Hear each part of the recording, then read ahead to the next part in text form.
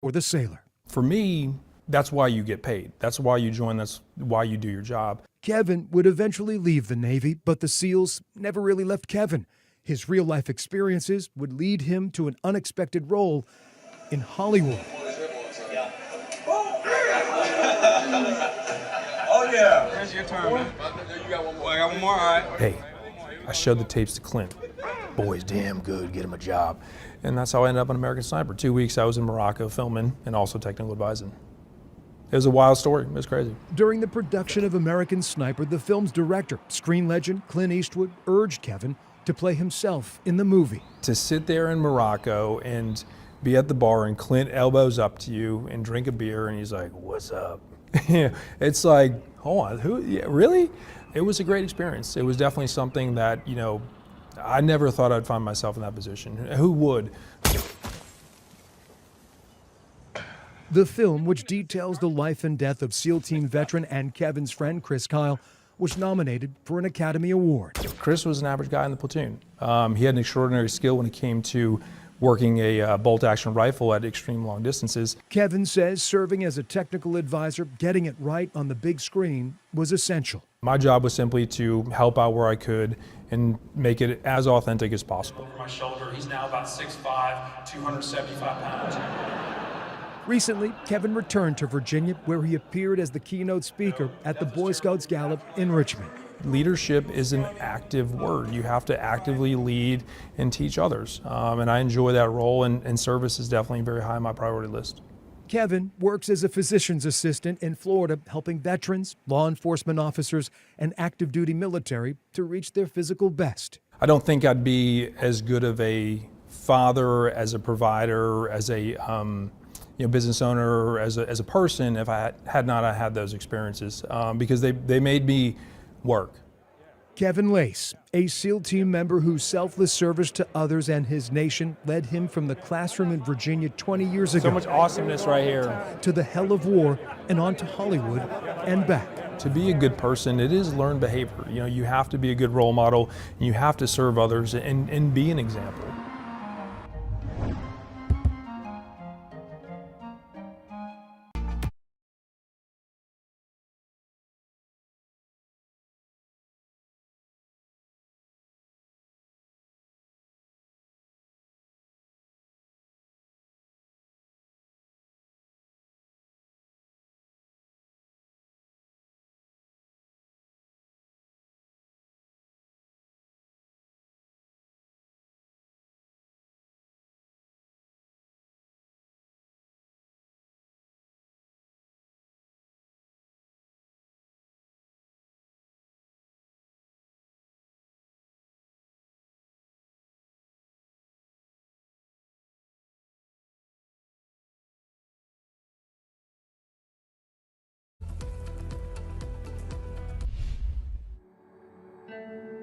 Western Montana, eastern Kentucky, southern Nevada. None are accustomed to massive floods. All saw floods last summer that took people from their homes, many without insurance. Insurance is one of those things that most people don't understand. Here I am in the business of understanding risk and housing, and I don't know what's in my insurance policy. What Dr. Carlos Martin of Harvard University does know, what he studies, is that too many don't know enough about how to insure their homes in case of flooding. Problem is, a lot of people get their insurance when they're buying a home and they're gazillion other decisions that they're making. It's easy to overlook what we can't see. Most home insurance policies don't cover flooding.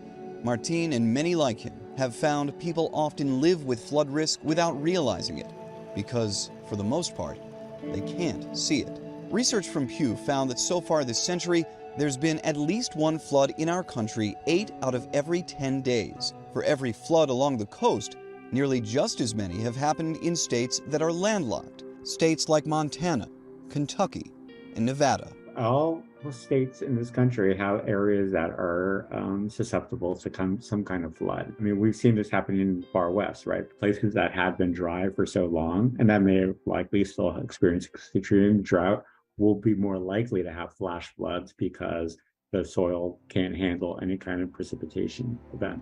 So it's going to be happening all over. We are living in a time where climate anomalies can seem like everyday occurrences, and they go far beyond floods. This winter, Virginia had its warmest February on record, while Portland, Maine saw its all-time coldest wind chill. California had been dealing with drought until historic snowfall that now puts parts of the state at flood risk. If you're not taking out your own private insurance and assuming that the cavalry will come save you afterwards, in some cases, the cavalry will not be there. And in a lot of cases, the cavalry will cost a lot of money. So it is complicated. So are the solutions. Many have criticized FEMA's floodplain maps as outdated. FEMA updated its pricing system last year to more accurately reflect the risk. That led to more Americans ditching flood insurance than buying it. It's why Martin spoke in front of Congress this March to say exactly what he said to us. Insurance is complicated. Flood insurance extremely complicated. And there's little clarity virtually anywhere in the process. In Montana, Kentucky, and Nevada, and too many homes in too many places. It's a very important policy conversation that we have to have in this country. I'm Matt Pearl.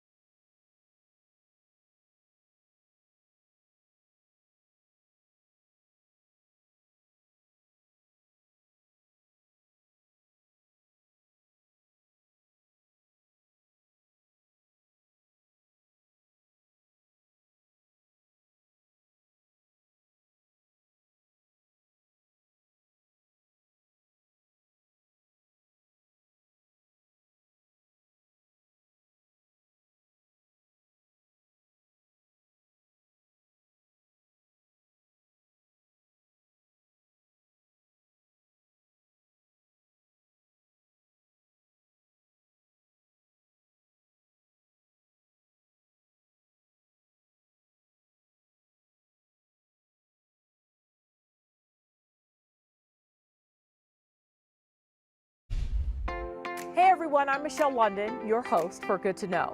We capture the positive things happening in our communities, just like this photographer in Kansas City.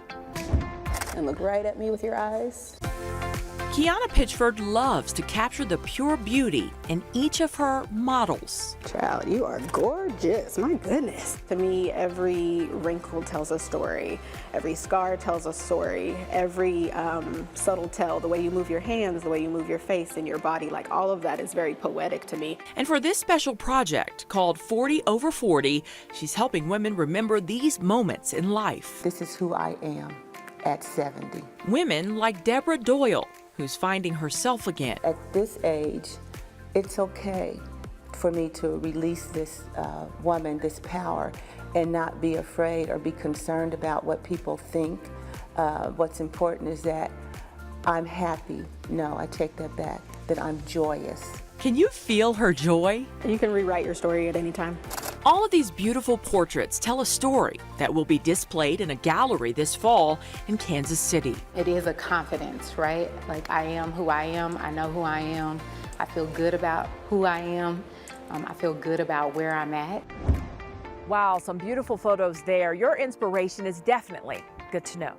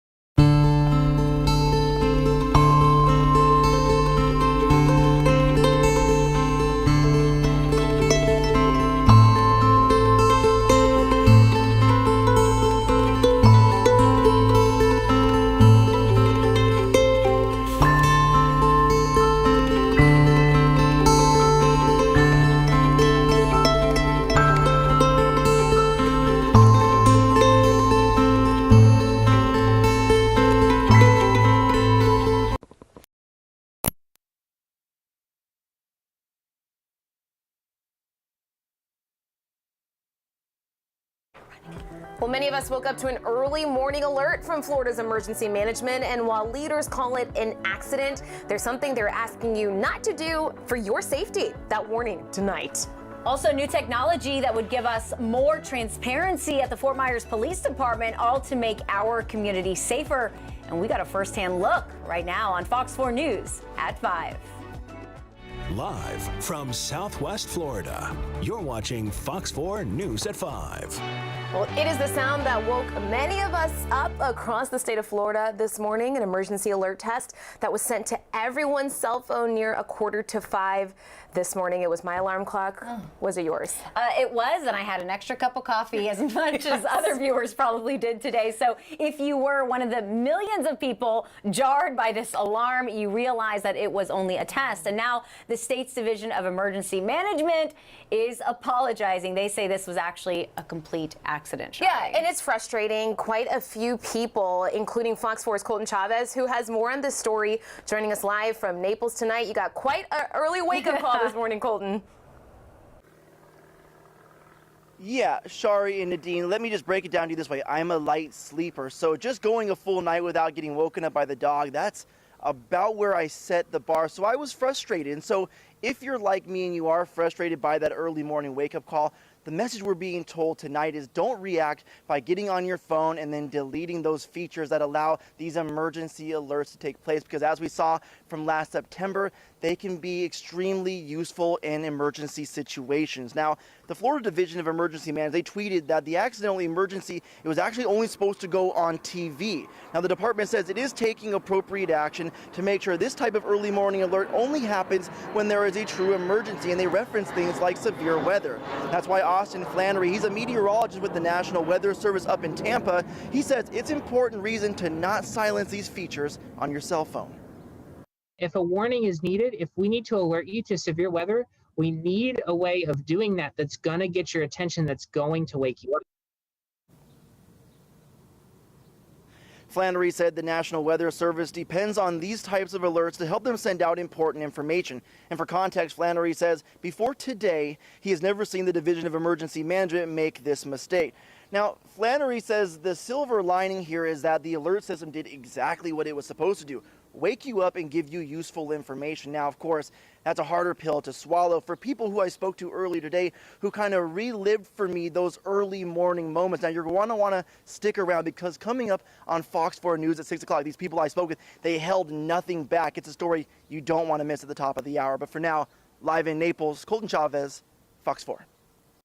And that was Colton's dog featured there in that alert that we saw on the screensaver. We want to give you a live look overlooking the Caloosahatchee in downtown Fort Myers. So we're going from Collier to Lee County.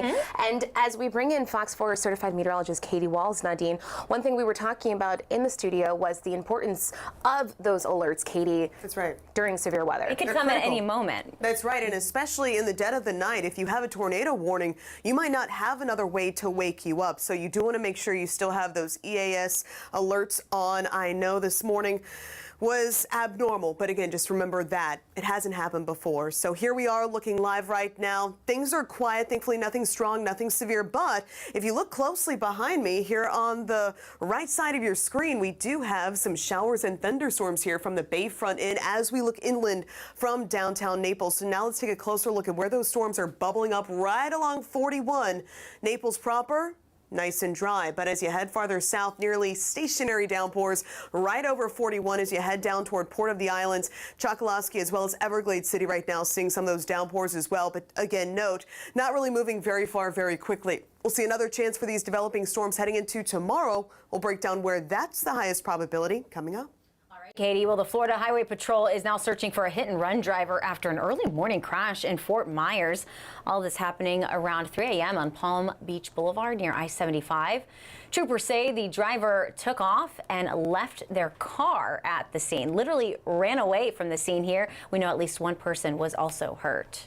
Well, the DeSoto County Sheriff's Office says that it is aware of the issues some of you are having trying to call 911 right now. The Sheriff's Office says it knows that some of your calls just aren't going through to dispatchers. So if you are in an emergency, deputies say you should call this number, 863-933-4700. When you call that number, don't worry, because you will get transferred to the Hardy County dispatcher. Deputies say that is just part of their plan. Yeah, some good information there, Shari. Also, the Fort Myers Police Department tonight is getting a look at new technology to help keep the community and themselves safe through accountability and transparency. So Axon, a company you may have seen with police body cameras, came to the area today to show officers what can be used to not only catch criminals, but also de-escalate the situation. You can actually see Axon right here at the top right from this video coming out of Tampa. So Fox 4's Caitlin Knapp is live now outside the police department. And Caitlin, a lot of these tools officers are already using. It's just making them better tonight.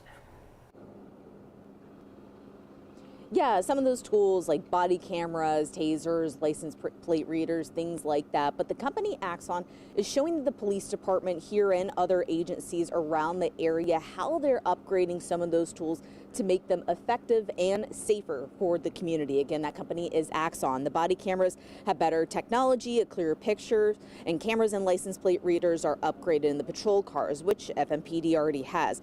And they're also showing a new taser to what they say is more effective and safer. FMPD is also using another tool that the public can use called Atlas One. You can look up where officers are responding to calls and submit photos for any crimes. A lot of different features in it that we feel, are a transparency type thing. That way, you know exactly what's going on, when it's going on, just to give you an idea of, what our officers are out there doing. And that app is not through Axon, it's through a different company, but it's an app on your phone, and the department has had it for about a year, but it's really coming back to the forefront again. You can use it to submit tips and even anonymously. FMPD says it was the first department to use it in Florida. Now, at the Axon show, it wasn't just about what tools can be used physically, but what can be used to de-escalate situations such as a mental health crisis. That's a story I'm working on for you tonight on Fox 4 at 6. Reporting live at the Fort Myers Police Department, Caitlin Knapp, Fox 4. Caitlin, thank you so much. Well, we all know traffic is a challenge in many parts of our area. And if you're traveling in Cape Coral, leaders say the problem could get worse as they continue to make post-Ian repairs because the city is working to fix stop signs and traffic signals. Leaders are asking for your patience, but want you to know that they are making progress in reinstalling nearly 8,000 city stop signs. Some people we talked to today about this situation say they understand, but they are worried about the time repairs happen and how that impacts drivers just trying to get home. I don't think doing it right in the middle of the day is a good idea because of the high traffic flow in the area. Probably be more efficient if they did it at night, like in the hours when people are at home, and so it's just easier for people to get around town. So you might be wondering what those specific hours look like. We have that information on our website for you. Just go to fox4now.com. Well, today we are learning that this week's insurance villages in Southwest Florida helped close out $5.7 million worth of unsolved claims after Hurricane Ian. Nearly 1,000 customers came out to 3 different villages, 2 of them being held right here at the Charlotte Harbor Events Center in Punta Gorda. 1,000 customers who were impacted by Hurricane Ian were helped in the course of the 3 days. Turning now to the news feed, the number of Americans applying for unemployment benefits rose last week, but still remains historically low. The Labor Department reported today jobless claims rose by 5,000 to 245,000. Home prices in March saw the biggest year-over-year drop since 2012. That's according to a new Redfin report. Nationally, the median home price fell 3.3% last month to around $400,500. Since last month's banking crisis, banks have tightened their lending standards. That's according to a new survey by the Federal Reserve that points to concerns about access to cash. The Fed's survey also found consumer spending, manufacturing, and construction activity were either flat or slightly down this spring, but tourism is up. More transparency is coming around hospice and home health agencies to help families make decisions about care. Today, for the first time, the government is making data available to the public about who owns the more than 17,000 services. You can find that information on the Centers for Medicare and Medicaid Services website. Many older adults want the option to stay in their homes as they age. A growing number of states are working on master plans for aging to make that a reality. These plans are really a blueprint that focuses on building infrastructure to support older adults in their communities. When we think about aging, we're thinking about it across the continuum. It is not just those 65 and older or 60 and older. You know, you also have to think about the younger generations that might be supporting older adults, or it might be how do they prepare as they're going to age, you know, let's say somebody in their 40s. Dr. Sarita Mohanty is with the SCAN Foundation, which is helping support states in putting together these master plans. From their tracking, so far 5 states have fully developed and are implementing their plans. 10 others are working on them now. It's a process that has growing urgency with our country's aging population. The Census Bureau predicts by 2030, 1 in 5 Americans will be 65 and older. We think a lot of health of older adults is the medical, the diabetes, the hypertension. Those are critically important because as you age, you are going to have more of those issues present itself. That being said, we also have learned, and we continue to learn, that the social determinants of health are critically important as well for addressing the health of a person. The plan also includes things like transportation and workforce development. The pandemic put kids even further behind in math. The new push to change how they're learning it. And still to come here on Fox 4 News at 5. Yeah, former President Donald Trump is getting ready to campaign right here in Southwest Florida. We have a preview of his trip coming up next.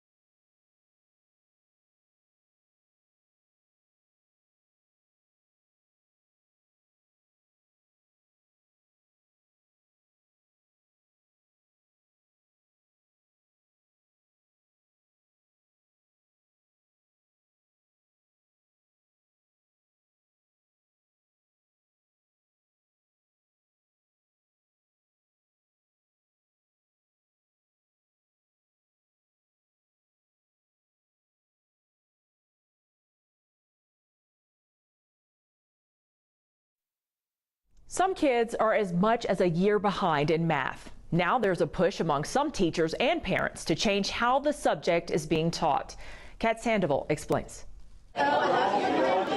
Parents and teachers agree math is crucial to a child's education. When a student succeeds in math, they are more likely to succeed in life. That's according to a new poll by the Bill and Melinda Gates Foundation. The results of the survey really show what mathematics educators have been calling for a long time, which is to make maths more relevant for students, more engaging, more real world. Before the pandemic, American students already lagged behind in math compared to students from other countries. The pandemic made it worse. The NWEA, Northwest Evaluation Association, says students may have fallen as much as a year behind foreign students their same age. The slide in math skills during the pandemic just continued a problem that we'd had for decades, which is that we have failed to find a way to teach math that works for everybody. 60% of U.S. adults polled, including parents and teachers, ranked math as the top most important subject for students to learn. Teachers and parents also said how math is being taught needs an upgrade to make it more relevant, useful, and engaging to students. A subject that they will use all of their lives. Some of them will go into careers that use mathematics, but even if they don't, everybody really needs to be able to make sense of mathematical areas in their lives. While not a replacement for learning in schools, bedtime math is a way for parents to make numbers fun for children ages 3 to 9. Laura Overdeck is the founder and president of the free math app and resource. I always gave funny little math problems to my kids at bedtime along with their bedtime story. Just chatting about math and talking about whatever we talked about at dinner, flamingos, pillow fights, chocolate chips. You get a conversation going and kids just see that math isn't everything around us. And it's not something to be scared of or to dislike. In fact, it's a treat. According to experts, solutions include increasing the number of teachers who are prepared to teach math, adding more resources, including time to teach, and working alongside school districts to implement updated protocols and systems. Math expert Joe Bowler also says it's time to dispel this notion that you need a math brain to do math. There's no such thing. She says if you're struggling with a math problem, it's part of the process. Embrace the struggle, because it's part of it. High and low achievers, we want to struggle. It's an important time for our brain. You don't want to be getting everything right in maths class. That means you haven't given your brain a good workout. Kat Sandoval, Scripps News, Chicago. And back here in Southwest Florida, it is another beautiful day. This is a live look at our Tarpon Lodge camera in Bokeelia. And it is a beautiful, as we know that the sun will be setting here in an hour or so as we bring in certified meteorologist Katie Walls. And with that sun behind the rain clouds, it's producing some rainbows in Collier. There you go. There it is. It's beautiful. I was blocking it out. But yes, so this is where we are seeing those towering cumulus and some of those downpours in southern Collier County right now. And then, of course, producing a beautiful rainbow on the horizon. So picture perfect here from the Bayfront Inn in downtown Naples. And otherwise, we are quiet right now across Southwest Florida. Temperatures on the warm side, we're at 84 degrees. Dew point right now sitting at 60. So overall, still fairly comfortable air. Notice that humidity is only at 44%. But as that dew point climbs and heads through the 60s heading into tomorrow and Saturday, you will be noticing those higher dew points, and simply put it, it's just going to be feeling a bit stickier outside. So the only showers and storms that we have on our live radar right now really affecting southern Collier County, specifically right along 41. So we're dry for Naples and Marco Island, but if you're heading down toward Port of the Islands, then you're likely dealing with these heavy, nearly stationary downpours right now, producing some cloud ground lightning strikes, but also some of those bigger downpours right here over 10,000 islands from Everglades City down to Chokoloskee. But otherwise, things are on the quieter side. That's where we have the best chance, by the way, the next hour or so for further development. Otherwise, after sunset, which is slated for 7:54, we will be seeing whatever we have on radar clearing out. So overnight tonight, we are expecting mostly clear skies by 10 and 11 o'clock. Mostly clear heading into your Friday morning. Lots of sunshine on the way. Be sure to grab those sunglasses. Heading off to school, heading off to work, or heading out to play. And then heading into the afternoon, some partly cloudy skies will begin to develop. A little bit of a sea breeze forecast to develop as well. And that means that any showers that do trigger will likely be in our interior communities, primarily to the east of I-75. So I'm optimistic that our coastline to the west of 75 will stay on the dry side for any outdoor Friday evening plans you might have going on. Best chance right here around 6:30 p.m. tomorrow evening.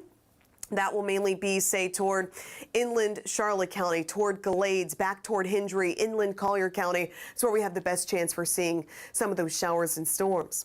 Fast forward now to your Saturday, partly to mostly cloudy skies at times. Overall, though, Saturday, just a 20% rain chance in the mix. We'll be tracking a little cold front coming through early on Sunday. That will bring us some lower humidity, but otherwise, it's going to be moving through without much fanfare. Heavy downpour is not a concern of mine. Looking ahead to the weekend, those rain chances definitely staying manageable. So for tomorrow, it's going to be a toasty day. We'll push up toward 89 degrees, winds out of the southeast, 10 to 15 miles per hour. We'll stay in the upper 80s through the weekend, even behind that little front coming through. It will be dry and breezy, though, for your Sunday. Sunday, I think we'll see some gusts around 20 miles per hour. And then looking ahead to next week, we will start to trend a bit more active, especially Tuesday, Wednesday, into Thursday.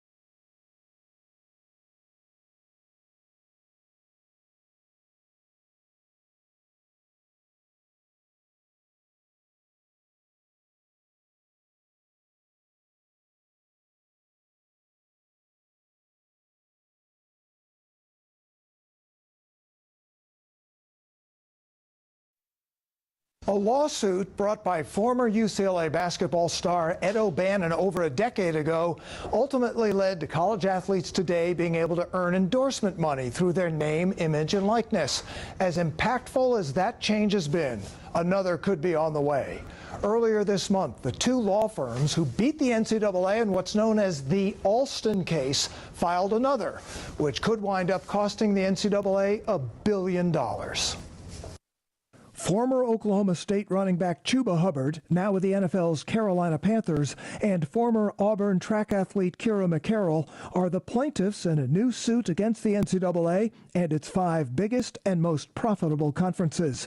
They are seeking retroactive education-related payments for themselves and other athletes.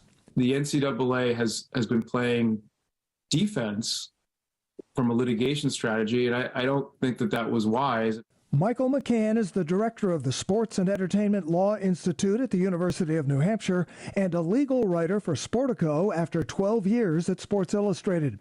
McCann wrote a book with former UCLA and NBA basketball star Ed O'Bannon, whose 2015 lawsuit opened the door to athletes' name, image, and likeness deals, forever changing the NCAA, as some players now make hundreds of thousands of dollars annually in endorsements. They had changed their rules earlier, they wouldn't be in the position they're in now, which is basically fending off lawsuits. The NCAA, over the last dozen years, has chosen to litigate rather than settle, and that strategy backfired. It backfired in the Ed O'Bannon case, where he won. It backfired in the Sean Alston case, where he won. The Alston ruling in 2019 allowed schools to give athletes an added $5,980 per year. That's the amount other students earn in academic achievement awards while on scholarship. But the NCAA kept fighting and appealed all the way to the Supreme Court, which voted unanimously against it in 2021. It does seem that schools are conspiring with competitors to pay no salaries to the workers who are making the schools billions of dollars on the theory that consumers want the schools to pay their workers nothing. Yeah, the problem for the NCAA is once it went to the Supreme Court, and the Supreme Court said in so many words, you NCAA and your members, you are going to be treated like everyone else under antitrust law. You're not getting a break. You're not getting deference. That's a game changer. The Hubbard-McCarroll lawsuit seeks the annual $5,980 for all athletes in the Power 5 conferences dating back to 2018, with thousands of athletes in all sports potentially included, and antitrust awards being tripled. The NCAA could be facing monumental damages. And there's another current case called Johnson v. NCAA, using the Fair Labor and Standards Act to say athletes are employees of the NCAA and their schools. We saw in a recent hearing at the Third Circuit where 3 judges, one of whom was nominated by President Clinton, one of whom was nominated by President Obama, one of whom was nominated by President Trump, very different ideologies, they were all very critical of the NCAA. That's not a good sign for the NCAA. You think there could be some unintended consequences from all of this? I always think if you wait for a judge to decide your business, you're probably not going to be happy with what he or she decides. For all involved, I mean, we're headed for an era where college sports is probably going to be a very different creature. Not this year, maybe not next year, but 5 years or so, I think college sports is going to look very different. So what we could see one day soon is an upper level of college sports, which would essentially be professional college, and a lower level which would remain college sports. And if the NCAA doesn't do something proactive soon, it may learn one more lesson the hard way. Paul Crane, Scripps News. Paul, thank you for that report. Buy now, pay later is becoming an option to pay for weddings as they get increasingly more expensive. But is it a smart move? What financial experts are saying. Also coming up here on Fox 4 News at 5. How a person is sentenced to death in the state of Florida is changing. The bill signed today, and how will it impact the state's justice system? We'll explain next right here on Fox 4 News at 5.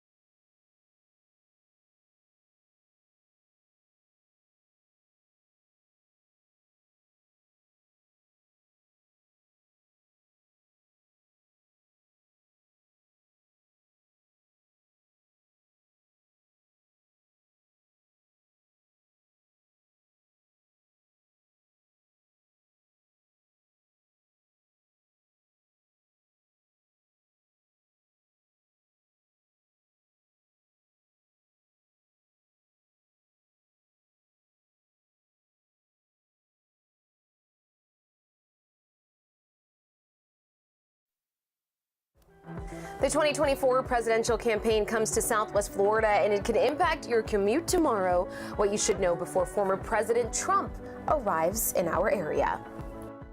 Live from Southwest Florida, you're watching Fox 4 News at 5.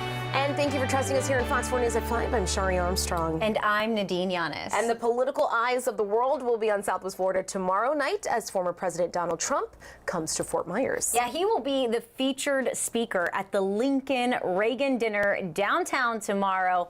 Already sold out, Shari, as you can imagine. And that's where we find Fox 4's Ryan Kruger tonight. And Ryan, with a visit of this magnitude, some traffic changes people need to be aware of tonight.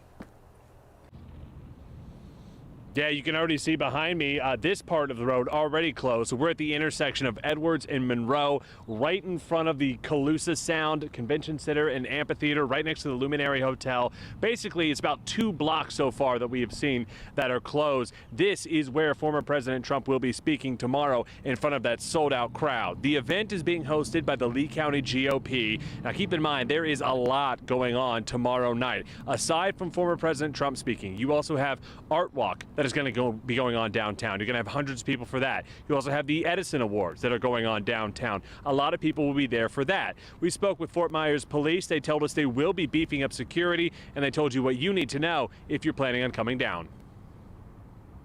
There will be an increase in manpower. You won't see a major traffic impact. There's going to be your normal parking available, as always, during downtown events, and you may see a few additional road closures around the Calusa Sound. So a few additional road closures, other advice from FMPD, whether it be you're coming to see Mr. Trump, you're coming to Art Walk, or you're just going to go out to eat. Maybe come in a little bit early if you can. Parking will be limited. Expect big crowds to be out here for this Friday night. Now back out here live, all of this visit comes as the former President Trump has been attacking Governor Ron DeSantis, a potential rival for the Republican presidential nomination.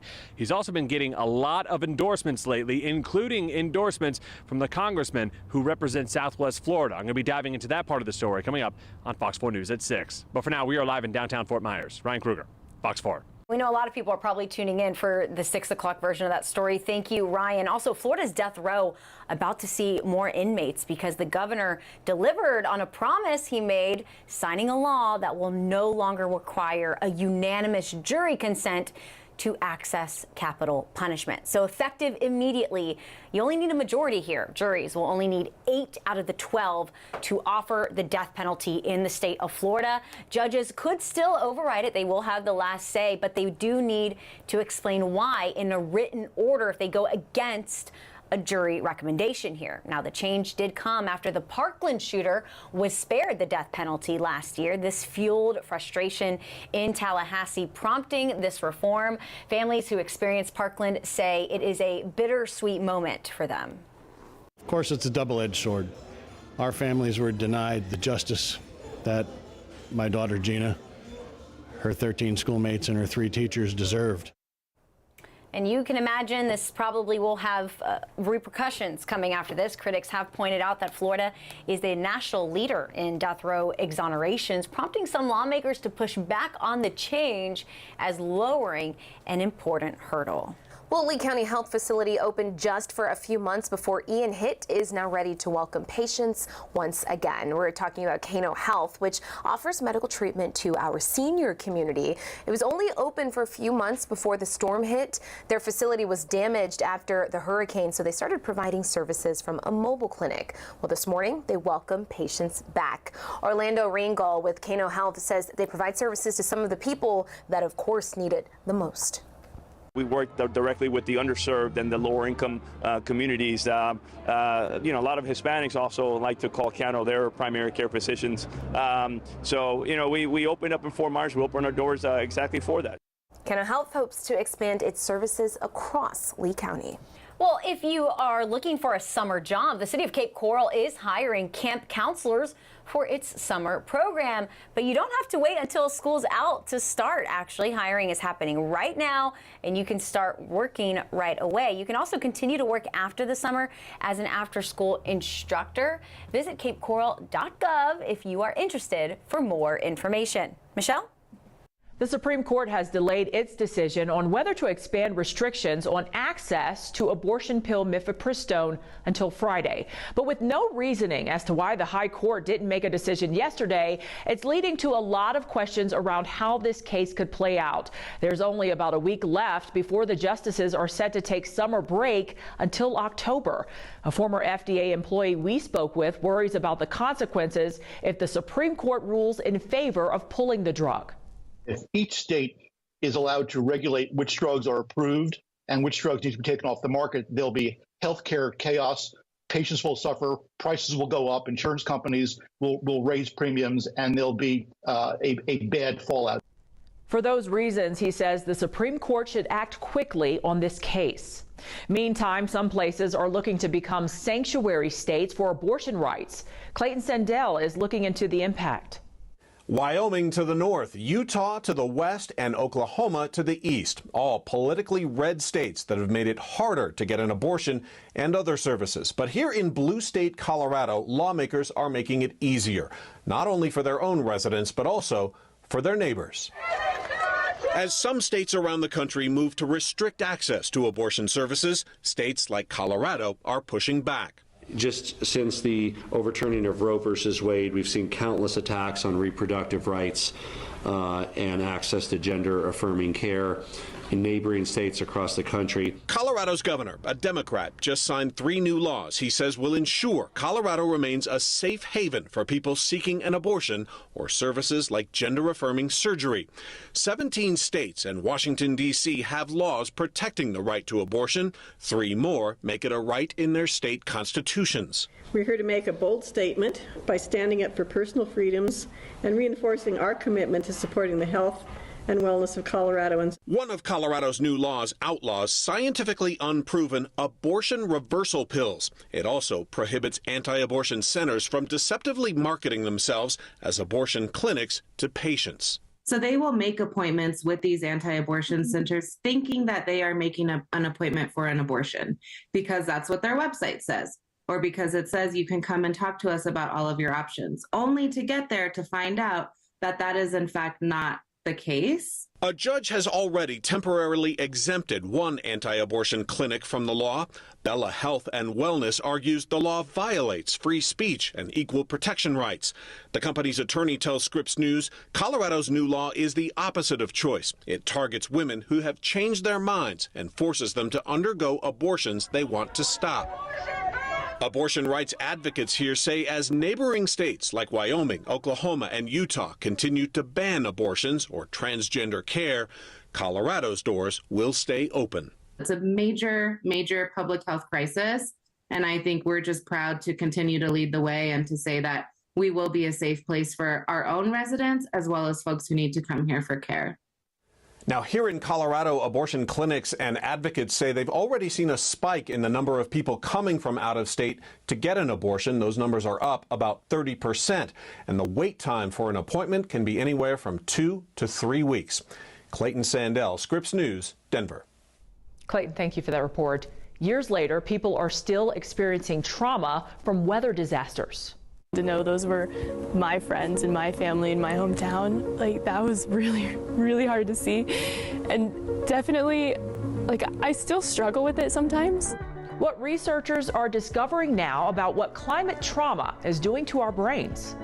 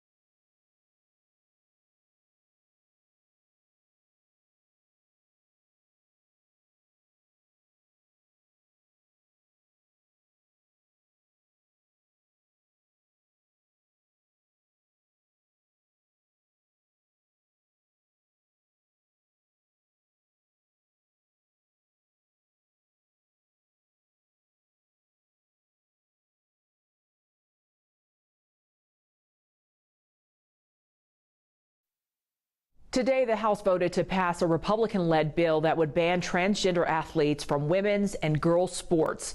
This would be at federally funded schools and educational institutes that follow Title IX. It comes amid a push in GOP-led states across the country to pass similar legislation. The bill argues that letting athletes who are assigned male at birth to compete in women's sports actually violates Title IX. The bill is not expected to be taken up by the Democratic-controlled Senate. The White House has also issued intention to veto this bill. In North Dakota, the governor just signed a bill that restricts transgender health care in the state. The law now makes it a crime for providers to give gender-affirming care to people under 18. Gender-affirming care for minors has been available in the U.S. for decades and has been endorsed by major medical associations. Black women may need to be screened earlier for breast cancer. That's according to a new study published in JAMA Network Open. Researchers are suggesting this should happen at age 42 instead of 50. This stems from data showing that black women are 40% more likely to die from breast cancer than white women. Women in the U.S. do have the option of getting screened at age 40. Researchers say the takeaway is that doctors should consider race and ethnicity more when making screening recommendations. Groundbreaking medical research could mean less pain and faster healing for cancer patients undergoing treatment. I guess I never pictured that I would be involved in research that could change patients' lives. Elizabeth Glogowski and her students at the University of Wisconsin-Eau Claire developed cutting-edge injectable foam that's used to protect healthy tissue during a tumor ablation. This is a procedure commonly used to treat tumors of the kidney, liver, and lung. The doctor uses a needle to heat the tumor and destroy cancer cells. But sometimes surrounding healthy tissue also gets destroyed. Current techniques use either saline or carbon dioxide, and it doesn't always stay in place. So this injectable foam stays where it needs to be. It separates the healthy tissue from the cancerous tissue, and it protects the healthy tissue from this high temperature. The foam dissipates once the procedure is over. She says lab studies have been successful. The next step is trying it out in patients. My students have actually been able to go observe these procedures, and they said the patient comes in with a tumor and walks out with a Band-Aid. And so if we can improve those outcomes, right, less pain, faster healing, that's better for everybody. Right now, the team is working to gain approval for human trials. On top of being laid off from Bed Bath & Beyond, more than 1,000 workers in New Jersey learned they would also not be receiving severance pay. The layoffs happened just days before a state law went into effect mandating severance pay equaling 1 week for each year of employment. The company has not addressed this. Expect to see more IKEA stores. The company announced today it's investing more than $2 billion, opening 8 new big stores and 9 smaller ones in the U.S. As other big retailers cut jobs and shut down stores, IKEA says that's created an opportunity for it to pick up cheaper retail space. All right, Michelle, it happens every year, and this year it is no exception. So coming up on Fox 4 News at 6, we're going to have a look at FPL's annual hurricane drill and the newest technology they plan on using to keep Floridians safe this upcoming hurricane season. Katie, hard to believe 6 weeks away. That's right, but thankfully the tropics are nice and quiet for now. Unfortunately, southern Collier County is lighting up with some showers and storms. We'll track these and pinpoint where they're headed next.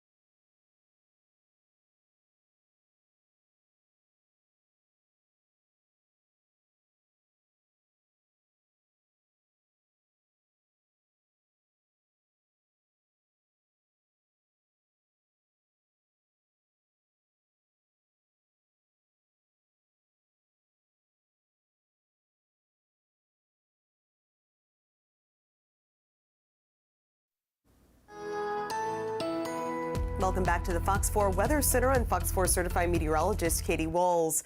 Overall, conditions for the vast majority of us nice and quiet. But as we look live here from the Bayfront Inn in downtown Naples, you can see some of those towering cumulus there on the horizon. And you look farther south, that's where we can actually see some of those rain shafts out there as well. So it's primarily in southern Collier County where we do have those showers and storms on radar. I'll show you that in just a moment. First, I want to show you those temperatures. They're on the warm side. We're 84 degrees. Dew point, though, still feeling pretty comfy overall. Still around 60 degrees, so leading to a humidity of around 44% overall. Ideal conditions for those of you heading out. But if you are maybe traveling down 41 down toward Port of the Islands and Everglades City, just a heads up, these nearly stationary showers and storms could slow down travel, specifically along this part of 41, stretching down, say, toward the Goodland area as well as parts of 10,000 Islands. So your planning forecast for the most of us, it's going to be mostly sunny to partly cloudy as we head through this evening. Sunset around 7:54. Just a couple of those showers and storms expected for Collier County. Otherwise, most of us will stay on the dry side. Temperatures by 9 o'clock falling into the upper 70s and eventually into the 60s for tomorrow morning. So those rain chances here the next couple of days, pulling them back just a bit. I just don't see that potential for widespread rain. So we could see a passing rain shower here Friday into Saturday, but as of right now, it's not until later next week that we'll start to see more of that widespread rain return to the forecast. So especially Tuesday, Wednesday, heading into Thursday, that's when we'll start to trend a bit wetter. In the meantime, these showers and storms will continue to be pretty hit and miss. So right here, right around 8:30, notice once again, it's primarily in inland Collier County where we'll see the best chance for an isolated shower or storm. Overnight tonight, mostly clear skies are expected. That means your Friday morning commute, lots of sunshine on the way. And overall, I am expecting a fair amount of sun for your Friday afternoon as well. Temperatures will be climbing toward that 90-degree mark for most communities. A little bit of a sea breeze could kick up, and if that's the case, that will help to shift any showers that do develop farther inland. As of right now, I'm expecting dry conditions along the coastline. If we do squeeze out an isolated rain shower, likely for Hendry or Glades, as well as inland Collier. Heading now into your Saturday, partly cloudy skies expected. Again, could squeeze out a passing rain shower, but those chances running at just 20%, so still ideal for any outdoor activities you might have planned. Overnight tonight, mostly clear. We'll drop down towards 67 degrees in Fort Myers and Cape Coral. Lower 60s expected for Charlotte, DeSoto counties. Meanwhile, down toward Naples and Marco Island, we'll start off the morning around 67. Then those afternoon temperatures climb toward 90 degrees or just shy of it. So do mind that heat. Also, those dew points will start to inch upward as well, and you'll certainly be feeling that with higher humidity expected the next couple of days. Little cold front's going to come through early on Sunday morning. That'll bring us some breezier conditions Sunday afternoon, but a temperature drop behind it not expected. Receiving a life-altering diagnosis can be challenging, both physically and emotionally. But for the millions of Americans living with rare diseases, those diagnoses can often come with a great deal of loneliness. Tomorrow, the push to find a cure for one rare disease and some of the success doctors are seeing. There's a growing mental health concern as the planet warms. Climate trauma, the trauma for survivors who lived through extreme weather events, and the climate anxiety felt by younger generations. Lindsay Thies explains. For those who live here in Butte County, California, and survived the 2018 Camp Fire, the state's most destructive wildfire, the healing is slow. But what is happening to their brains is something that science is showing is detrimental. So the fire started over here back in Polga. The morning of November 8th, 2018 is etched in Cheyenne Arrington's brain. Just after the sun was rising, Cheyenne was up early at school and looked out the window. She saw a red sky. She rushed to her family home on a ridge near Pence Road in Paradise, California. So I'm just driving towards this ash cloud, and it was the weirdest thing because like you hit it at one point, like you entered the ash cloud and it just went totally dark. So I knew if I went in, that might not be an easy way out. But my family was at home. My dad was getting ready for surgery that morning at the hospital. So I made it back home and I immediately went to the back porch and I saw the fire coming down over the edge, and it was moving really quick just from going inside to the outside. We saw it coming down the canyon. There were only 2 ways in or out of the town, and it took them 5 hours to escape, stuck in traffic that was backed up for miles. Cheyenne and her family were safe, but they lost one of their cats. After 3 months of uncertainty, they returned home for the first time. Cheyenne is a videographer and shared her footage with us. That was so surreal because you could, like, our chimney was still there and our pots and pans were still hanging on the brick wall. And it's like I was there, like I hung that there, and now it's gone. And it was heartbreaking on so many levels. What this is showing is the brainwave recordings. 9.5 hours south from Cheyenne, researchers at Meat Labs at the University of San Diego are looking at brain maps of Cheyenne and other campfire survivors. We met co-director Jyoti Mishra. She explains they found specific neural changes were happening in the brain and that it impacted how hard the brain had to work to do simple functions. Paying attention, ignoring distractions, memorizing items that we need to remember for brief periods of time, processing emotions of others. We want to try and get like the best form to your head. The research team showed me how they used brain imaging and EEG technology. Patients wear a cap and take a 30 to 40 minute long test with brief games, and the cap sends electrical readings from the brain. We found that the people who were most directly impacted were putting in the most cognitive effort. We actually do see these cognitive deficits emerging, and we see very significant changes in brain function, and that is concerning to us. This is early research, and there are more questions than answers still at this point, including if climate trauma's brain changes would be permanent. This is like the deadliest and most destructive wildfire in California history, and to know those were my friends and my family in my hometown, like that was really, really hard to see. And definitely, like, I still struggle with it sometimes. Of course. And I will for the rest of my life. Everybody has their struggles. Cheyenne Arrington says dark humor, her family, and being active have helped her mental health. There are signs still all around her of the fire. Far fewer homes, a neighbor's melted car, a backward canyon once full with trees now has a straight view to the creek below. But she's still found some of her peace in the new family home. Having had insurance and been able to rebuild, it's very rewarding to know that they're taken care of now and they're safe. Lindsay, thank you for that report. Well, that's going to do it for us today. I'm Michelle London. Fox 4 News at 6 is next.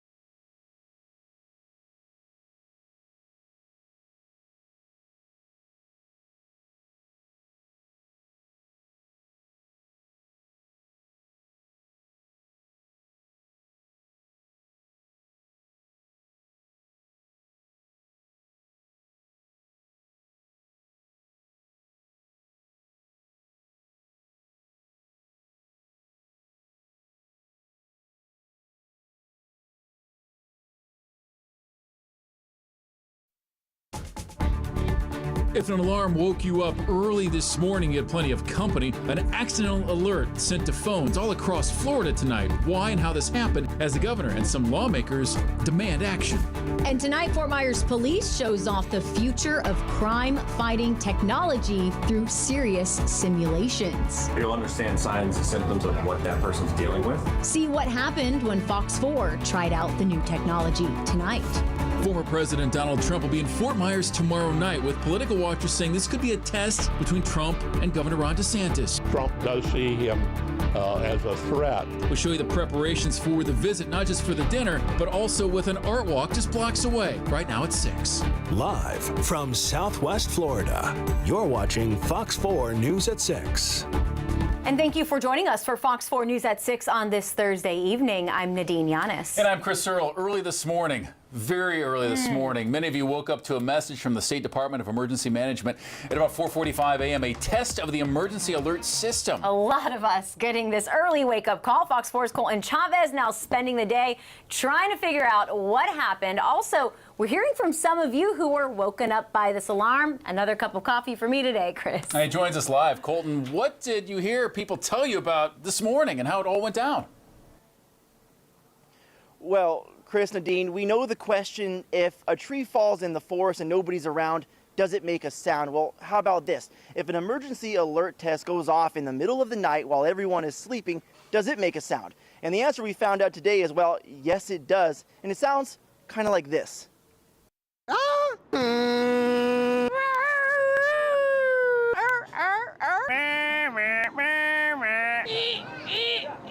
All great impressions of the sound that woke up the state of Florida when an emergency alert test from the Florida Division of Emergency Management accidentally went to everyone's cell phone around 4:45 in the morning. So what was this loud, absurd noise that woke the entire state up? Well, it certainly woke me up. Our son, who was 8 months old, was in the room with us, so he woke up immediately. So at 4 a.m., I think it's going to work. A tactic the Division of Emergency Management says was only supposed to play on television. The department posting on Twitter to say it won't happen again.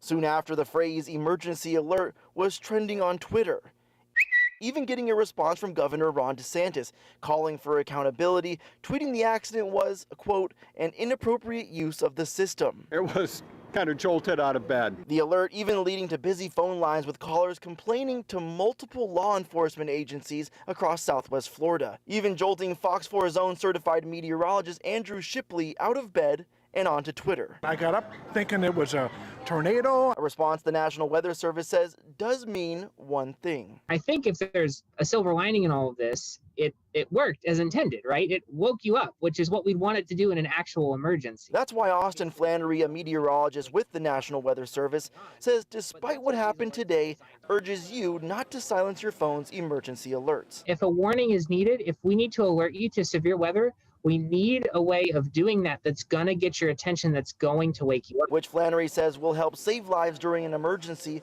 but a reminder that seems to be too soon after Hurricane Ian just 6 months ago. I'm kind of shell-shocked right now. I think we should have a little time, a little grace period right now for like maybe 4, 5, 10 years.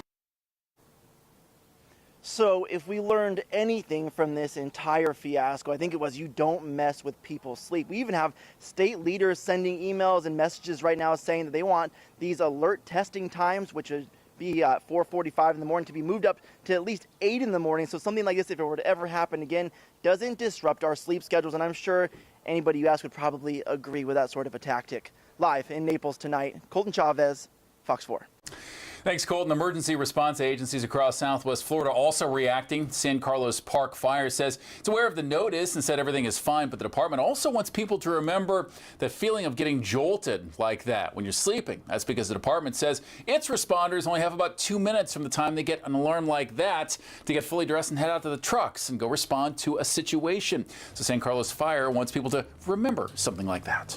Well, the Fort Myers Police Department is looking at new ways to combat crime and keep the people safe. Today, Axon, the company known for its body cameras, came to the area to show off its latest technology. Fox 4's Caitlin Knapp live outside of the department. And Caitlin, tools that keep the peace don't necessarily mean that they have to be ones like physical force, like a taser.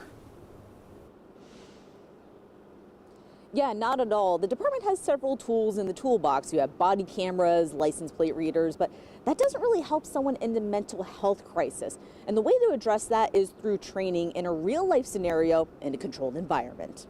Meant to help train on dealing with mental illness, different kinds of issues that we come across as law enforcement every day. Training officers like Fort Myers Sergeant Edward Cutie for any scenario, whether it's physical force or someone in a mental health crisis. Axon, the company you've probably seen with body cameras, came to Fort Myers Thursday to show its new technology, including virtual reality. Officers can see what it's like to be in the shoes of someone in crisis. But it gives me a better idea because I hear those voices that you hear in my head. Then respond to that person as an officer in a controlled environment. The option is to tell them to drop it now or to ask if we can talk. Fort Myers Police already has something like this to train with, among other tools shown by Axon, such as body cameras and a taser. I'm going to come up on target, taser, taser. There's one, there's two. FMPD has an Axon taser which fires 2 probes at once. With the new one by Axon, it does 1 at a time for accuracy. This allows us to create our spread by allowing us to fire a single probe. And instead of this sound to warn someone, it does this. Before we fire, I can do a warning alert.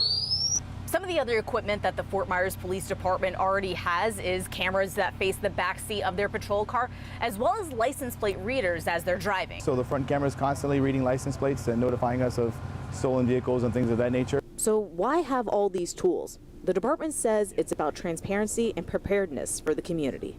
So it's just to help one, public safety, 2, for the successful outcomes of some of these incidents. Now, the department already has a contract with Axon. However, it's not going to get this upgraded equipment just yet. They have to wait until they are available for the upgrade in the contract. However, Sergeant Cutie tells me that he is going to try to fast track those body cameras first. Reporting live at the Fort Myers Police Department, Caitlin Knapp, Fox 4.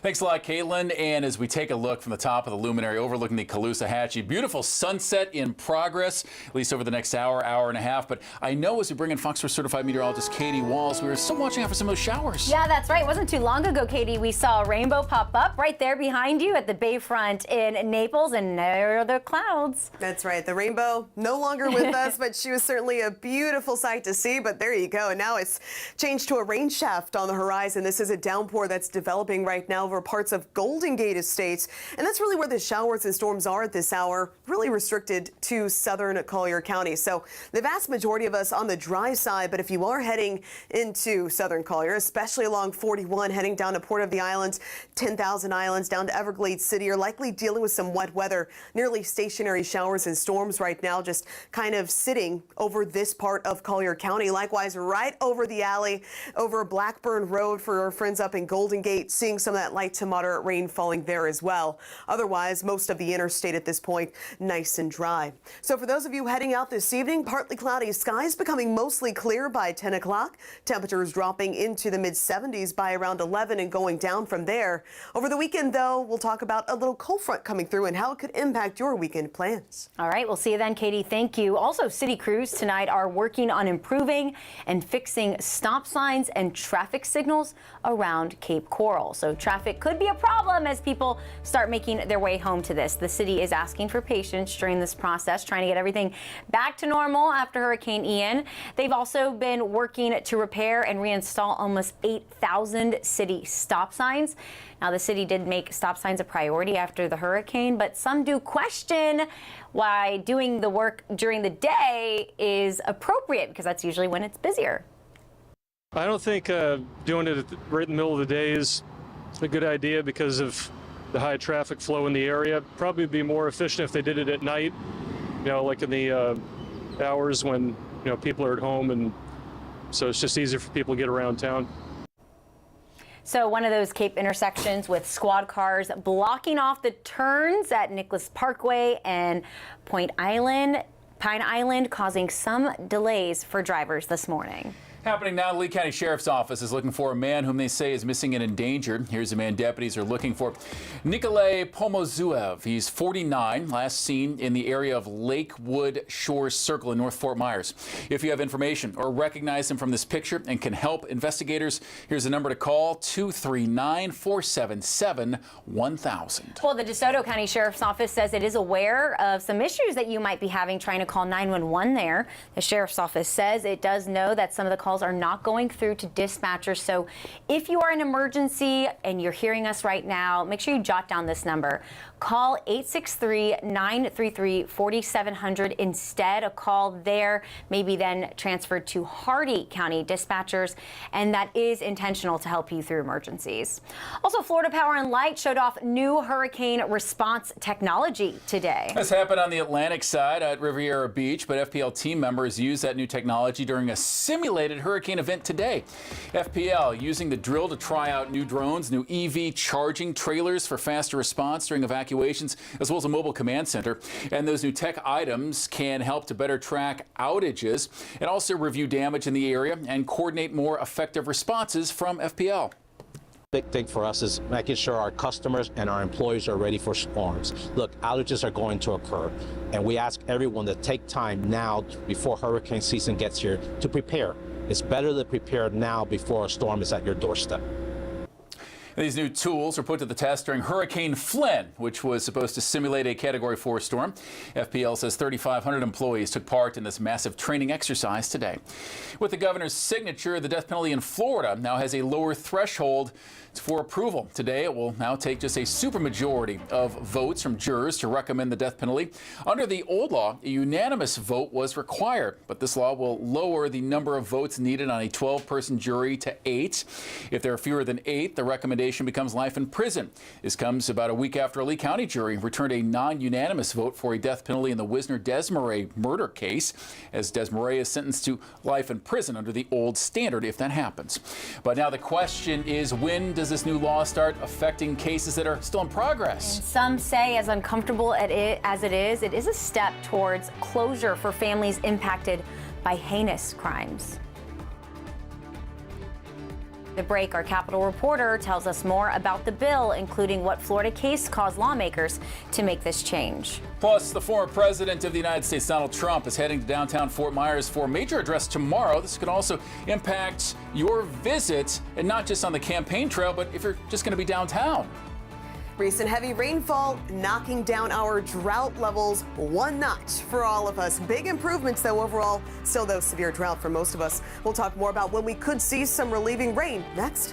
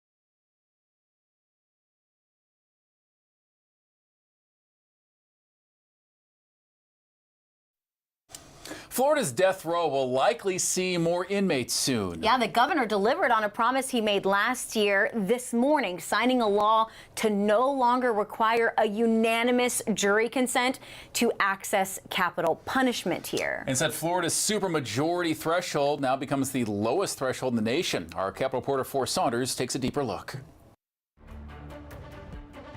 It was just a handful gathered to watch Governor Ron DeSantis sign SB 450 Thursday morning. Effective immediately, Florida juries will no longer need unanimous consent to offer the death penalty. A supermajority, 8 of 12, will do. Judges could still override, but need to explain why in a written order. In a tweet, DeSantis said, quote, once a defendant in a capital case is found guilty by a unanimous jury, one juror should not be able to veto a capital sentence. How do you wish to plead? Guilty. The change comes after the Parkland shooter was spared the death penalty last year. It fueled frustration at the Capitol, prompting the reform. It's unfortunate that this case highlighted this flaw in our law, but now was the time for us to get it right so other families do not suffer in this way. Speaking of families, those who experienced Parkland said Thursday's signing was bittersweet. Of course, it's a double-edged sword. Our families were denied the justice that my daughter Gina, her 13 schoolmates, and her 3 teachers deserved. Tony Montalto among them, now hopeful future victims won't have to endure his heartbreak and frustration. It's about providing the victims an opportunity for justice. Gina, her classmates, and her teachers, they deserve that. Critics have pointed out that Florida is a national leader in death row exonerations, prompting some lawmakers to push back on the change as lowering an important hurdle. The threshold to convict someone is unanimous, and that's just at a conviction level. Rep. Michelle Rayner-Goolsby, a defense attorney, among them. And when we're thinking about taking someone's life, no matter how egregious the crime that they may have been charged with and convicted with, you would think that that threshold needs to be just as high. Republicans, however, had the votes needed to make the bill a reality earlier this month, even grabbing a few Democrats, sealing the policy's fate in the legislature and opening the door for DeSantis to make it Florida's latest law. At the Capitol, I'm Forrest Saunders, Fox 4. The city of Sanibel is proposing changes to try to help some people after a storm like Hurricane Ian, and the first is called a below-market rate housing rental program. This would allow people after a natural disaster like Ian to finding themselves displaced to use their rental units after they get storm damage repaired. This is essentially for those living in rental units classified as affordable housing units. And the other proposal would allow for additional mixed-use housing units to be placed across the city of Sanibel. So this proposal would be a series of amendments that eliminates current codes that discourage mixed-use projects. For example, having apartments above stores. That's usually mixed use. The ordinance here would allow for new workforce or affordable housing options as well on Sanibel.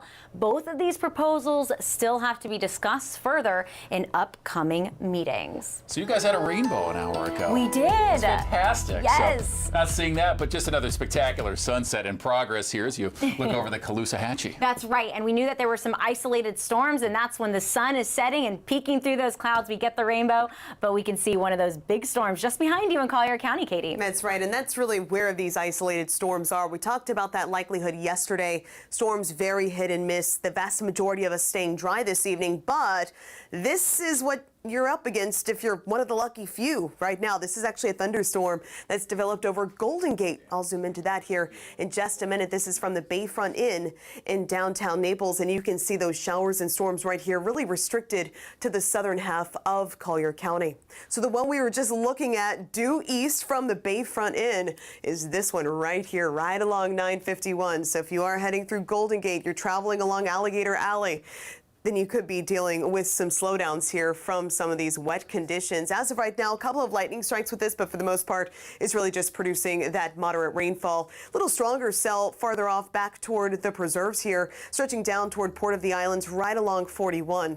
But again, most of us right now on the dry side. Speaking of dry, let's take a look at the evolution of our drought conditions because we received new data in this morning from the USGS, and it's some good news and really takes into account how much rainfall we've picked up as of late. So the evolution from January 1st, slowly but surely you will see the drought conditions here building in February heading into March. Right here, we pause it on March 20th, 1 month ago, and then 1 week later, that's when it was at its absolute worst. That's when we saw extreme drought, that bullseye of red.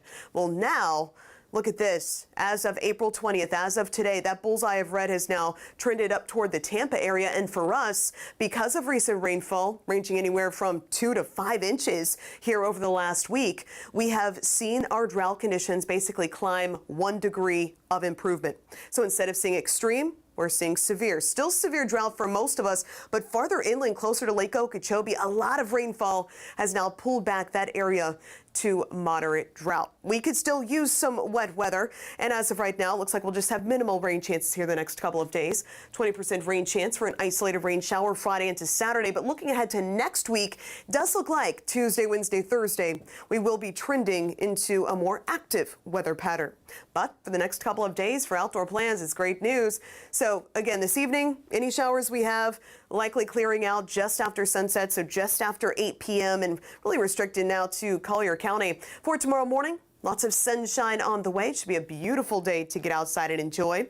Best chance for an isolated rain shower will be farther inland with a little bit of a sea breeze trying to develop. But again, note, this is why we just have a 20% chance, those showers being so sparse and so isolated. So for tomorrow evening, best chance for one of those little showers will primarily be in our interior communities. Hindry extending into Glades, basically to the east of I-75. That's where we have the best probability of that 20% rain chance. Otherwise, it's going to be hot. Upper 80s, just shy of 90 degrees expected for tomorrow heading into the weekend. For your Sunday, dry and breezy conditions expected behind a little cold front, but that cold front will not bring us a break from the heat. All right, Katie, thank you. Well, former President Trump headed right here to Southwest Florida, and it's part of an already busy election campaign for him and a possible battle involving Florida's governor. Presidential candidates are meeting with donors, campaigning, and looking for endorsements, everything but actually declaring they're running. I'm Caroline Shively in Washington. I'll have that story coming up.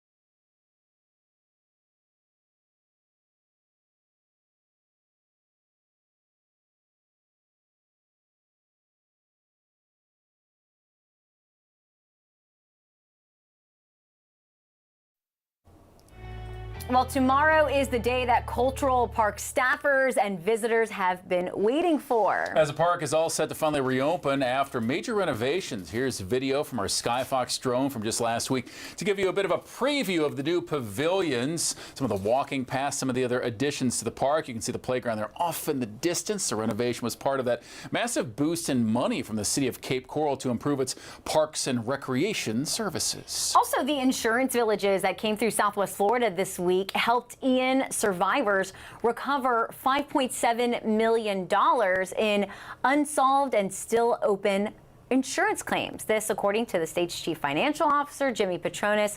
His office says this brings the total of reclaimed losses to up to $11 million for 2,000 people who participated in these insurance villages this week and then back in January.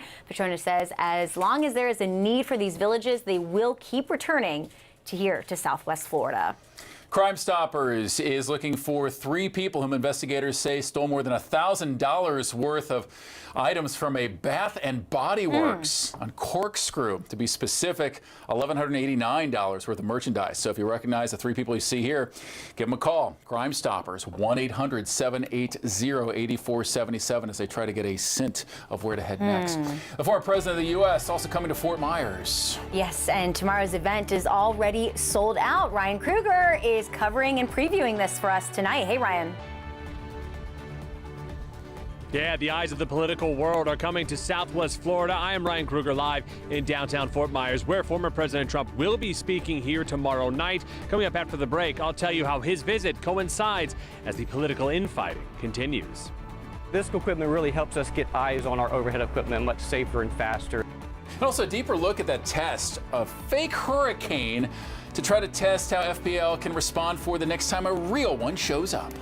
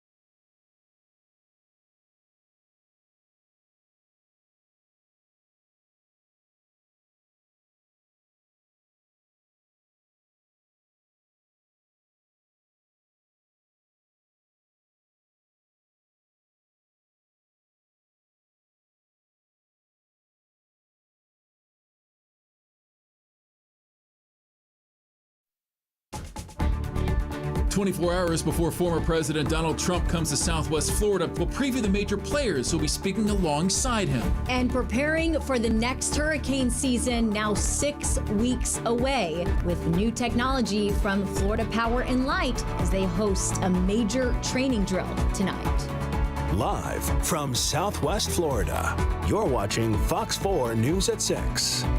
Another half hour of local news, starting off to look at a big political event tomorrow night in Fort Myers. Thanks for keeping it here on Fox 4. I'm Chris Earl. And I'm Nadine Yanis. The 2024 presidential campaign coming right here as former President Donald Trump is headlining a dinner downtown with some of his most powerful supporters tonight. Because I think he made the states, all 50 states, better. I just do.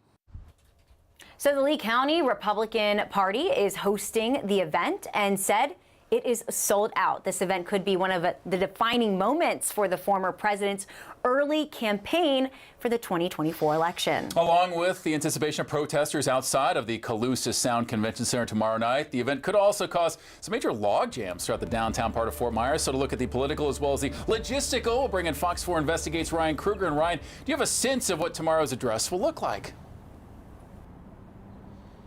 So we already know that some of the roads are already closing. So, for instance, I'm right at the intersection of Edwards and Monroe, right in front of the Calusa Sound Convention Center and Amphitheater. This is where former President Trump will be speaking tomorrow at the Lincoln Reagan dinner. You see the roads already partially closed here. Meanwhile, all of this comes as the political infighting continues. In downtown Fort Myers, excitement is brewing among some of former President Donald Trump's biggest supporters. I think he made the states, all 50 states, better. I just do. I think he's doing a pretty good job considering. The former president's visit comes as he's been racking up several big endorsements from Florida's Republicans in Congress, including the two men who represent nearly all of Southwest Florida, both of whom will be talking tomorrow. Byron Donalds, who represents most of Collier and Lee counties, explained why he threw his support behind the former president. So if you ask me a decision between Donald Trump and Ron DeSantis, what I'm looking for is somebody who can come in day one and get America back on track. We're proud of what we've been able to accomplish. DeSantis hasn't officially declared he's running, but he spent the week touring South Carolina, one of the critical early primary states. He touted his record as governor and insists he's not paying attention to recent polls, many of which show him losing ground against Trump since March. A leader is not captive to polls. A leader sets out a vision, executes on that vision, delivers results. But Dr. Peter Bergerson with Florida Gulf Coast University says while congressional endorsements may not necessarily make a big difference with voters, it can swing momentum. And right now, he sees Trump on the offensive. The Governor DeSantis is, he's making some rookie mistakes, and he really hasn't performed on the national level. A couple of logistical things you want to keep in mind. FMPD tells me they will be closing some of the roads down here, but they're not expecting any kind of massive road closure, so you will still be able to get downtown. Another thing to consider, you've got former President Trump speaking here tomorrow night. You also have Art Walk that's going to be going on in downtown, along with the Edison Awards. So that's going to be a lot of people, potentially thousands of people coming to downtown. So the word of advice from FMPD, if you are coming, you should be able to get to downtown, but I want to come early and pack your patience because parking may be limited down here. We are live tonight in Fort Myers. I'm Ryan Kruger, Fox 4. Thanks for that update, Ryan. Now, taking a look at Republicans who are in D.C. between the House and the Senate, about 277, the former president, racking up the endorsements now at fewer than 10 months until the Iowa caucuses. Only about 18% of those Republicans have formally endorsed a candidate for the 2024 presidential campaign. Trump has taken nearly all of them, including Southwest Florida House Republicans Greg Steube and Byron Donalds. But still plenty of Republicans out there to get support. Governor DeSantis, while not announcing plans for next year for a run, has picked up support from Republicans in Texas and Kentucky. Well, Lee County Sheriff's detectives and Southwest Florida Crime Stoppers are still searching for answers and the identity of the person who killed this Bonita Springs mother in 2018. Deputies say 25-year-old Destiny Bocanegra died 5 years ago tomorrow, shielding her own son from the gunfire while pregnant with a second child. So deputies say she was outside her home with her family when an unidentified suspect drove by her home and fired shots at their direction. That shooting happened near Matheson Avenue and Goodwin Street in Bonita Springs. Investigators say the suspect fired at this mother and she dove in front of her son and died from the shooting. Her boyfriend also survived the shooting, but in the 5 years since, LCSO and Crime Stoppers both say they have investigated all leads in this case and have come up short. So if you know anything, both agencies want to hear from you. Even the smallest piece of information could help solve this case. Call 1-800-780-TIPS to submit an anonymous tip to Crime Stoppers. Fort Myers police say a man is caught on video going into people's patios and taking food from the refrigerator. We have an image of him. FMPD wants you to see if you've recognized him, perhaps in your kitchen. This is the suspect last seen doing this early yesterday morning. This is Van Buren Street, and as we noted, police say the suspect has been spotted doing this multiple times. If you've seen him or if you've had this happen to you, give Fort Myers Police a call, 239-321-7698. Well, Florida Highway Patrol troopers arrested a 72-year-old, named Orma Barrows. They say Barrows hit a Punta Gorda Police Department squad car while driving under the influence. Troopers say that this all happened yesterday on Taylor Road and Cooper Street. Troopers say the driver was in a Honda and hit the squad car and then kept driving. Luckily, nobody was hurt here, but the Punta Gorda police officer was able to stop that driver eventually and making the arrest on that 72-year-old driver, again facing DUI charges tonight. Governor Ron DeSantis is ordering more emergency fuel deliveries to go to South Florida. The Department of Emergency Management says DeSantis has ordered 500,000 more gallons of gas to get sent to the southeast part of the state, which is bringing the total of 1 million gallons for emergency fuel to come this after the record rainfall in Broward County and Miami-Dade County, leading to half of the Port Everglades fuel pumps to get flooded and then run dry. Here's a look at some of the current averages for a gallon of gas across southwest Florida. If you paid about $3.75 today in most of these counties, yeah, you were about right on par. Glades County, the only place that's a little bit lower, $3.66, but you can certainly see this is all above the national average, except for Glades County, which is $3.68 a gallon.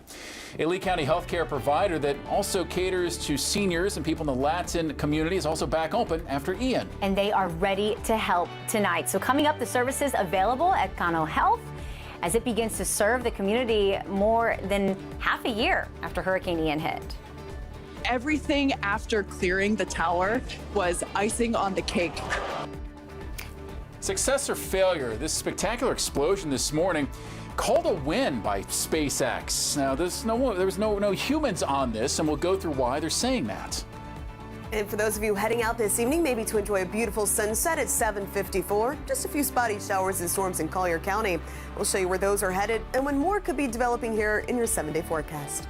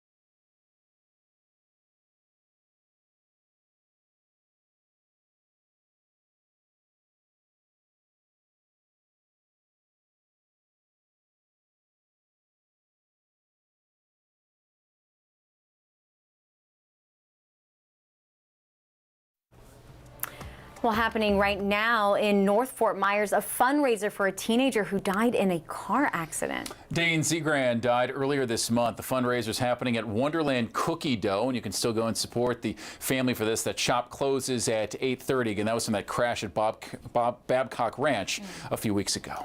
Also, the city of Cape Coral tonight is being recognized for trees. The 2022 Tree City USA Growth Award from the Arbor Day Foundation goes to cities that show what is called, quote, effective urban forest management. And Cape Coral got recognized for this after planting dozens and dozens of new trees at Cultural Park on Arbor Day. Also, the city of Cape Coral is getting ready for this cleanup event this weekend for Earth Day. The city wants you to know how you can get involved here and avoid confusion. Cape Coral says the best way to do that is to download the Cape 311 app and search for the locations where the cleanups are happening for, again, Earth Day. Also, there's a step-by-step instructional video on the city's Facebook page, as you see here.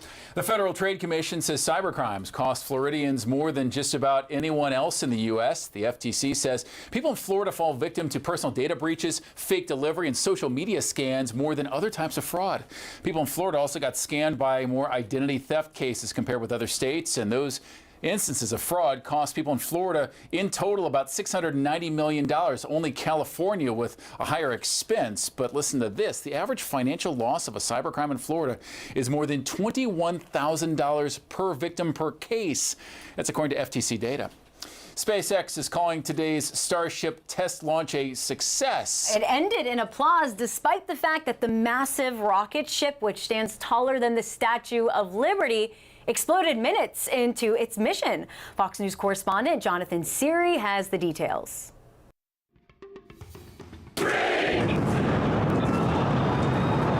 All eyes were on South Texas as SpaceX's Starship rocket, the biggest, most powerful ever built, was poised to take the next giant leap into space exploration. In its first test flight Thursday, the unmanned 400-foot rocket successfully lifted off from Boca Chica on the southern tip of Texas. But hurtling into space some 20 miles above the Earth and 4 minutes into the flight, SpaceX officials noticed the first signs of trouble as the booster was supposed to separate from the spacecraft. We should have had separation by now. Obviously, this does not appear to be a nominal situation. Starship started to tumble. Everything after clearing the tower was icing on the cake. Then exploded midair, plummeting into the Gulf of Mexico. The plan laid out by Elon Musk's company was for the spacecraft to separate from the 33 engines underneath and partially circle the Earth, splashing down in the Pacific. This is the first test flight of Starship, and the goal was to gather the data, so you never know exactly what's going to happen. But as we promised, excitement is guaranteed. And Starship gave us a rather spectacular end. SpaceX does not consider the test mission a failure, saying any data collected will help them be more successful the next time. Musk tweeting his congratulations on the test flight, adding, quote, learned a lot for the next test launch in a few months. Ultimately, SpaceX plans to use its Starship rocket to send people to the moon and eventually Mars. In Atlanta, Jonathan Seary, Fox News. Yeah, that was incredible to see, to say the least. Let's go ahead and shift now to weather as we're getting a live look from the Bayfront in camera. What was a rain cloud has now fully formed into an isolated storm here, Chris. Ominous is not a meteorological term, but it's kind of breaching in that direction. Let's bring in Fox 4 certified meteorologist Katie Walls with the very latest. That's right. Very distinct rain shaft there, and we'll be tracking that for you live here in just a minute. First, though, I want to show you a different perspective of what most of us are seeing right now. Really, mostly sunny skies, just a couple of cumulus clouds here in Lee County. This is a live look from downtown Fort Myers to North Fort Myers. Overall, fairly quiet for those of you heading out. Temperatures on the warm side. Check out this range from today. Basically spot on for this morning at 64. Afternoon highs climbed to 89. So overall, we ended up being +1 between the morning low and the afternoon high. We're back in the red. And that's how we're likely going to be wrapping up, at least heading through the next 7 days. Above normal temperatures are expected to continue. Meanwhile, looking at that, there we go, upper 80s. The normal is 86 right now, but I'm expecting anywhere from 87 to 89 degrees here through that 7-day forecast, even as we wrap up this month and start to trend toward the month of May. The heat A little bit of humidity, not a lot, but just enough, helping to fuel those very isolated showers and storms. So this is that storm we were just looking at due east of Naples. It's right over Golden Gate, producing very heavy rainfall here right along 951, kind of stretching back toward the Lely area. So if you are traveling, say in this part of Golden Gate, back toward East Naples, you could be dealing with some slowdowns. Also notice this storm barely moving. So we could see a quick amount of rainfall, a hefty amount of rainfall in a short amount of time. And also now we are seeing some lightning strikes with that as well. So just remember, if you are in that area of Golden Gate, you can hear thunder. That means you're close enough to be struck by lightning. It's time to head indoors. Best opportunity for these isolated storms this evening will remain in southern Collier County. And then shortly after sunset, everything will be wrapping up. So by 9 to 10 o'clock, expecting those mostly clear skies across all of southwest Florida. Tomorrow morning, we'll start off with a lot of sunshine. It's going to be a beautiful day to get outside and enjoy. If we squeeze out an isolated rain shower tomorrow, those rain chances just 20% will likely be in our interior communities because of a little bit of a sea breeze trying to develop. So our coastline should stay on the quiet side for those of you making Friday evening outdoor plans. But to the east of I-75, inland Charlotte, inland Lee, inland Collier, back to Hendry and Glades, it's where we have the best chance of seeing some of those isolated rain showers tomorrow evening. Same story for your Saturday. Things start off quietly. Daytime heating will help to fuel those spotty downpours, but those rain chances, again, next couple of days running at just 20%. So significant impact not expected for the vast majority of us. Tonight, mostly clear. We'll start off the day around 67 or so in Fort Myers as well as Cape Coral. 63 for Punta Gorda and Arcadia tomorrow morning. 67 degrees, my expected low in Naples. As for those highs, just like today, we're pushing up toward 90 degrees with that 20% rain chance in the mix. And we'll continue with those upper 80s as we stretch into the weekend. We have a little cold front coming through on Sunday without much fanfare. It'll be dry and breezy on Sunday, some gusts to 20 miles per hour. Otherwise dry for Monday with storms returning to the forecast more widespread on Tuesday. All right, Katie, thank you. Also, a fake hurricane all to help train FPL response teams. This sounds far-fetched, but they actually made this happen. I might want to see in the operation really the limits of technology. Coming up, a look at the fake hurricane that came about, but also the technology FPL says will make it more efficient for the next major storm.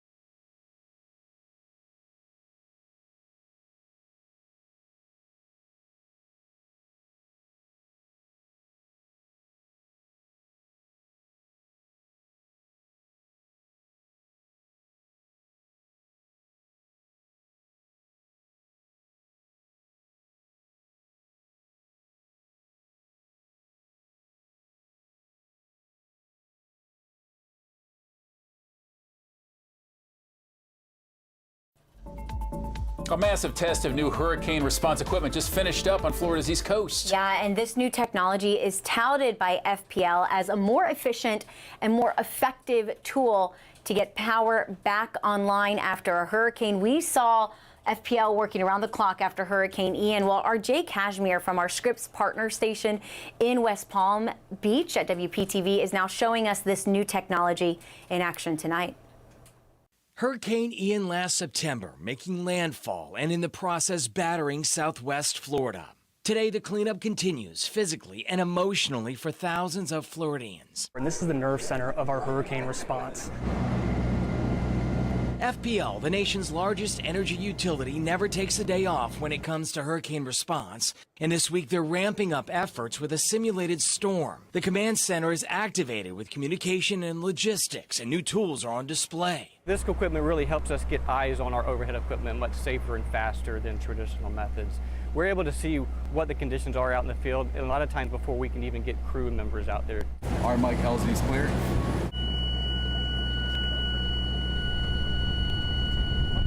FPL's Drone in a Box is a new $250,000 highly automated drone system that can pre-deploy anywhere in the state before a storm and then remotely operate in the aftermath. A new mobile command center takes logistics on the road. And speaking of the road, Florida is the second largest state for electric vehicle adoption. This new EV charging trailer will take power to places when Mother Nature cuts it off. It can provide 4,000 miles of fast charging for our customers and charge 6 EVs at a time. Agencies from FHP to Miami-Dade Fire Rescue are working under similar conditions as if a real threat were on us. It's not just how FPL responds to scenarios, but how fast. All down to calculating the estimated time of restoration, which is the holy grail around here. In Florida, it's not a matter of if, but a matter of when a storm will strike. So nobody in Florida can get complacent, especially because we have so many new Floridians. Floridians need to be preparing just like we're preparing today. One health facility in Lee County is welcoming patients back after taking on major damage from Hurricane Ian. Yeah, Cano Health actually offers medical treatment to the senior community. It was actually only open just for a few months, and then the storm hit. So their facility was badly damaged after the hurricane. So they started providing services from a mobile clinic, as you see here. Well, this morning they welcomed back patients in style with a fitness dance class plus informational booths. Orlando Reingold with Cano Health says they provide services to some of the people that need it the most here. You have a lot of patients who are retiring here, and essentially that's what we do, right? We work directly with the underserved and the lower income communities. A lot of Hispanics also like to call Cano their primary care physicians. We open up in Fort Myers. We open our doors exactly for that. Just to bring our services to be able to provide the essential needs to our patients. Yeah, and in the future, Cano Health hopes to expand services across the county. And thank you so much for joining us here on this Thursday night for Fox 4 News at 6. We'll see you again tonight at 10 o'clock. We'll see you then.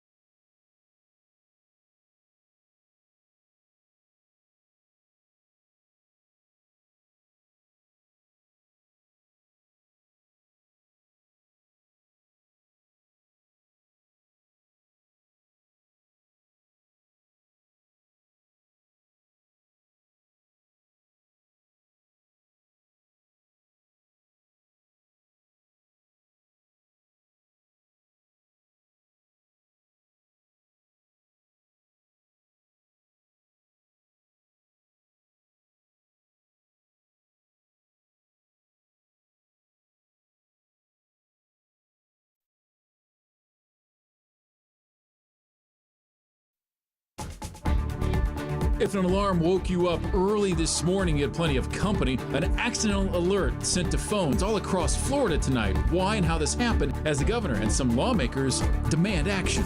And tonight, Fort Myers Police shows off the future of crime-fighting technology through serious simulations. You'll understand signs and symptoms of what that person's dealing with. See what happened when Fox 4 tried out the new technology tonight. Former President Donald Trump will be in Fort Myers tomorrow night, with political watchers saying this could be a test between Trump and Governor Ron DeSantis. Trump does see him as a threat. We'll show you the preparations for the visit, not just for the dinner, but also with an art walk just blocks away. Right now at 6. Live from Southwest Florida, you're watching Fox 4 News at 6. And thank you for joining us for Fox 4 News at 6 on this Thursday evening. I'm Nadine Yanis. And I'm Chris Searle. Early this morning, very early this morning, many of you woke up to a message from the State Department of Emergency Management at about 4:45 a.m., a test of the emergency alert system. A lot of us getting this early wake-up call. Fox 4's Colton Chavez now spending the day trying to figure out what happened. Also, we're hearing from some of you who were woken up by this alarm. Another cup of coffee for me today.